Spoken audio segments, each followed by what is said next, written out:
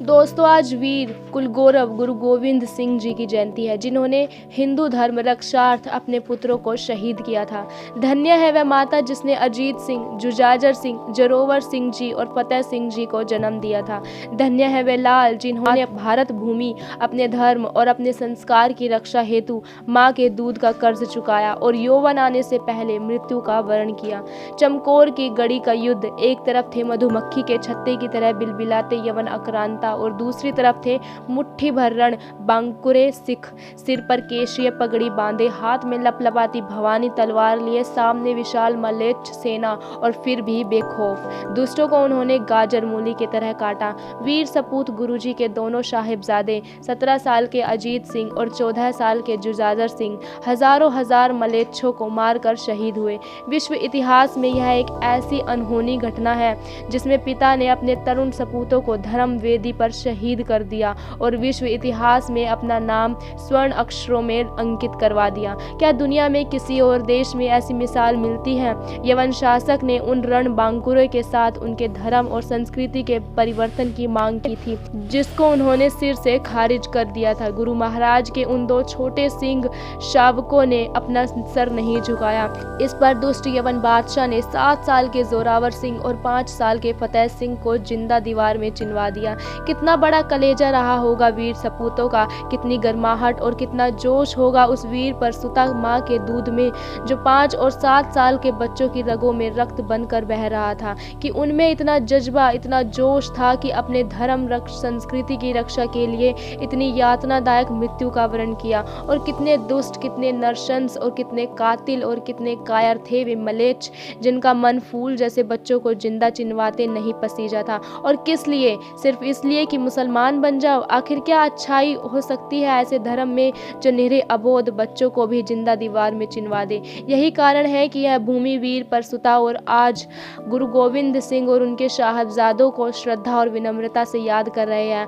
हम में संख्या को इन वीरों के बलिदानों की जानकारी भी नहीं होगी, क्योंकि हमने तो अकबर महान और शाहजहां का काल स्वर्ण काल पढ़ा है। हमने तो इन वीर पुरुषों के विषय में किसी किताब के कोने में केवल 2 लाइनें भर भी नहीं पढ़ी होगी। हमारा ये कर्तव्य है कि हम अपने बच्चों को इतिहास की यह जानकारी दें, पढ़वाएं। गूगल पर गुरु गोविंद सिंह सर्च कर और जो विवरण प्राप्त हो उसे पढ़े और पढ़वाएं। ये जरूरी है कि हम अपने इतिहास और पुरखों के बारे में जानें।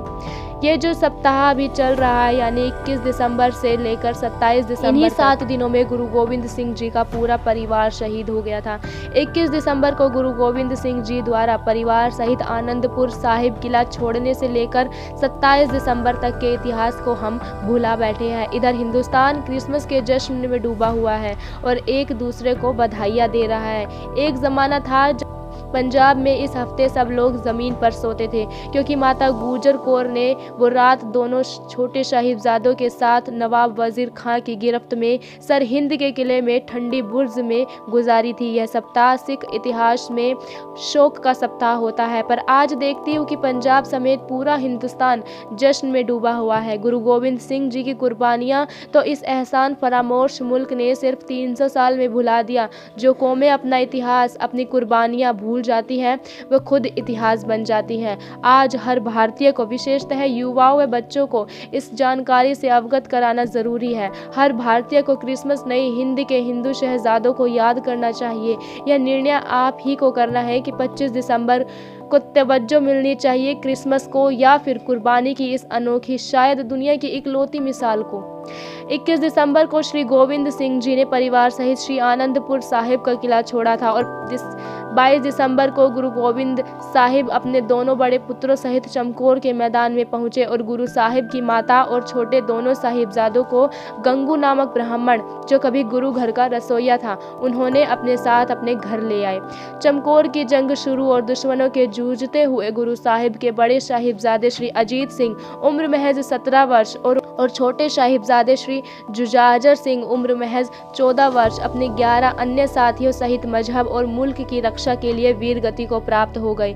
23 दिसंबर को इस गुरु साहिब की माता श्री गुर्जर कौर जी और दोनों छोटे साहिबजादे गंगू ब्राह्मण के द्वारा गहने एवं अन्य सामान चोरी करने के उपरांत तीनों की मुखबरी मोरिंडा के चौधरी गनी खान से की और तीनों को गनी खान ने के हाथों में गिरफ्तार करवा दिया और गुरु को साहिब को अन्य साथियों की बात मानते हुए चमकौर छोड़ना पड़ा।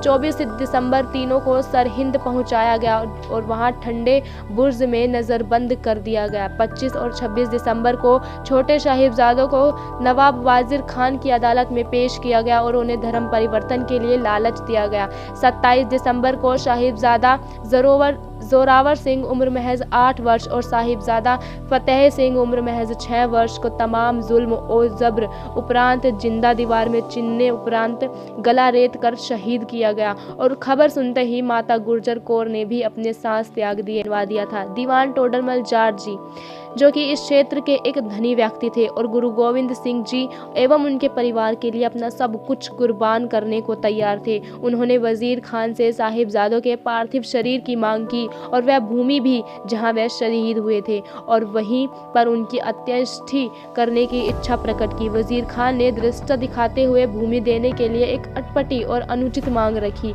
वजीर खान ने मांग रखी कि इस भूमि पर सोने की मोहरें बिछाने पर जितनी मोहरें आएंगी वही इस भूमि का दाम होगा। दीवान टोडरमल जी जाट ने अपने सब भंडार खाली करके जब मोहरें भूमि पर बिछानी शुरू की तो वजीर खान ने धृष्टता की प्रकाष्ठा का पार करते हुए कहा कि मोहरें बिछाकर नहीं बल्कि खड़ी कर रखी जाएगी ताकि अधिक से अधिक मोहरें वसूली जा सके।